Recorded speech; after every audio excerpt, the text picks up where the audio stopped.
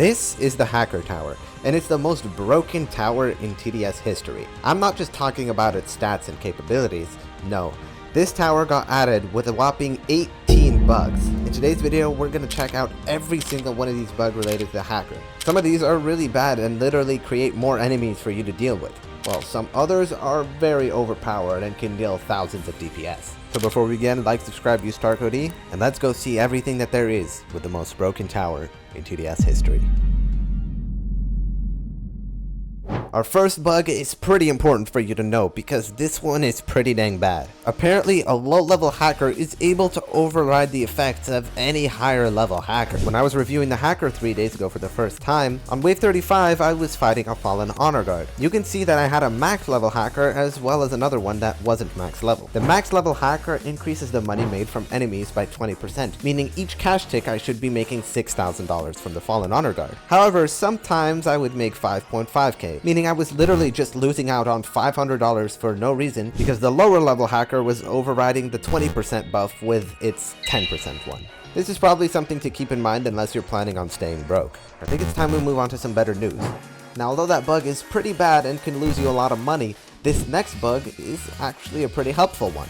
See, Hacker is just a regular ground tower like any other, while this unknown is a pretty infamous enemy for spamming stuns and just never letting any of your towers attack. This means that things should be no different when the Hacker faces off against an unknown, right? Well, as it turns out, the Hacker is completely immune to stuns. This is not intended. This is not a flying or cliff tower, and so has completely no business being immune to this enemy, which is able to absolutely stop all your other ground towers dead in their tracks. Now, that's a pretty convenient bug, but this next one, not so much. When you're placing a tower, you could usually place it almost anywhere on the ground. It can be inside of an object and even inside of a player. So you'd expect placing down clones of towers to work just the same. Unfortunately, that is not how it works. If you decide to be a little menace, you can now just stand in spots where your teammates want to clone their towers.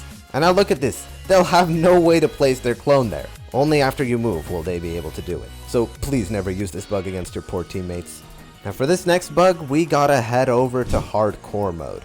These are lead enemies which your towers cannot normally attack. However, if the tower you're using has lead detection, which is represented by this little icon, then it's going to be able to deal with these lead enemies no problem. The Hacker Tower does not have this lead icon. As a matter of fact, no matter how much you upgrade it, it will never gain this icon, even once it's maxed out. Despite that, take a look at this. The Hacker just killed and converted a lead enemy as if it just has lead detection. And that's because it secretly does. It may never say that it gains lead detection, but it most certainly has it. So that's some pretty useful information for you to know, but this next bug is something you definitely want to try out. The Farm and Harvester are a tower combination that allow the farms to create vines on the track when you use a Harvester ability. This can allow for some pretty insane DPS. The thing is, you can only have about 8 farms inside the Harvester's range when you're playing in solo.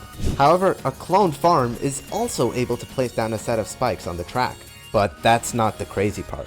Once a cloned farm disappears, so long as it was at some point inside of the range of the Harvester, it is still going to place down a set of vines on the track. This means if you sit here and clone a bunch of farms over and over, then at some point you can use just one Harvester ability and place down a crap ton of vines along the track. This is just a bunch of free extra DPS out of nowhere. Pretty dang useful glitch. And although that bug is pretty cool, this next one is definitely something you want to avoid. So you guys know the nuke, right? Well, you definitely don't want to be using your nuke and the Hacker at the same time. Why, you may be asking? Well, as you may know, the Hacker has the ability to convert enemies that die inside of its radius. These usually have quite a chunk of HP and are actually pretty helpful when you're defending against the enemies. However, if you were to convert an enemy and then drop a nuke, your converted enemy will now start losing HP rapidly. That's because this nuclear fallout where the whole map is on fire affects the converted enemies. So funnily enough, using a nuke technically weakens you a little bit. Even though I guess you shouldn't have any more problems if you use a nuke anyways. But on the bright side, this next bug is a very useful one.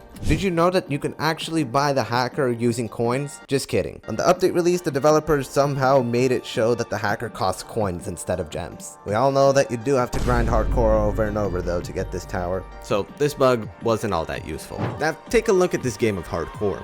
Does something look wrong to you? Well, it's just another one of those bugs that hacker got released with. Sometimes when the hacker would kill the enemies, it would literally just cause them to be stuck with 0 HP. I guess this bug doesn't really mean anything since it isn't real. This next bug though is actually pretty bad. As you can see in this video by Drift, Wave 29 just automatically skips on its own. Sometimes when the hacker kills an enemy in hardcore mode, the wave will just end up skipping, giving you a ton of extra enemies that you have to deal with. Wave 29 and 30 are not fun to deal with at the same time. Gatling is one of the strongest towers in the game, and that strength comes from the fact that it's able to pierce through multiple enemies. You can see it's able to damage all 3 of these elite abnormals at once, basically being able to kill them no problem. Pay attention to all those little numbers that are coming from those enemies. That shows you how much damage the Gatling is doing. However, if you now add the hacker tower to the mix, suddenly you're going to start converting enemies. And whenever these enemies are converted, pay attention to the numbers that the Gatling produces. Suddenly, you're going to start seeing less of them, and that's because converted enemies actually use up the pierce of the Gatling. It's probably pretty hard to tell and doesn't make that big of a difference anyways, since those don't live for that long, but you're still losing out on damage nonetheless. And this isn't even where it ends. This next bug is also pretty dang bad. When I was reviewing the buffed accelerator, just around the last wave, I would start cloning down some accelerators. Now the thing is, whenever you clone down these towers, you happen to also use up your placement limit. This would mean that by the end, when I was trying to place down some golden soldiers, it literally wasn't letting me. I was stuck at 43 out of 45 towers because 2 accelerator clones that I had placed down earlier were secretly taking up this placement limit. This just means you're missing out on DPS, that's all. This kind of sucks. I mean, you're getting hacker to increase your placement limit of towers, but it still ends up using your placement limit. How does that make any sense? I don't know. And before we get to the overpowered bugs that can give you thousands of extra DPS, believe it or not, there's still more of them that just suck. This is DJ. It has a placement limit of just 1, and also has a pretty nice ability which is able to help you out by pushing back the enemies. Not to mention the other 2 that can make you some extra money and do some damage to the enemies. So it would obviously make sense for you to want to clone such a good tower. You know, give yourself a chance to use a bonus one of these abilities. However, when the clone eventually times out and you take a look over at your sidebar on your abilities, suddenly your DJ one is now broken. Whereas I could press V before to use the ability, now it just doesn't. Look at this. What is going on? Like, it wants to be use an ability right here, which doesn't even exist. If you want to fix this, you have to go click on your DJ and basically just update the keybind. This is a pretty annoying bug that affects any tower with an ability. Watch as this commander clone times out, and suddenly now both of my commander abilities are broken until I hover over and update them.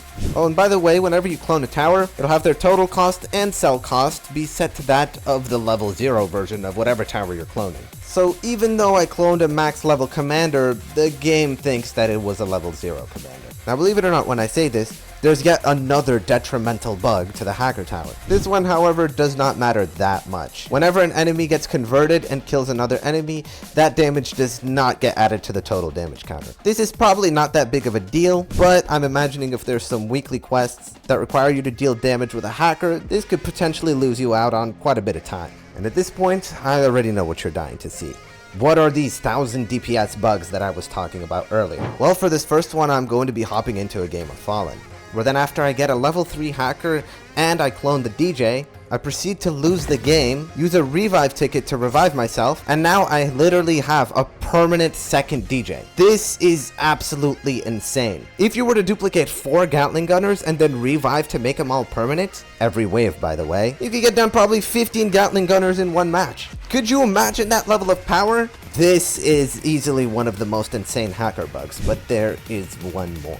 For this one, we gotta go back to hardcore where we encounter these annoying soul enemies. These soul enemies have a ghost modifier, meaning they walk through any units on the track.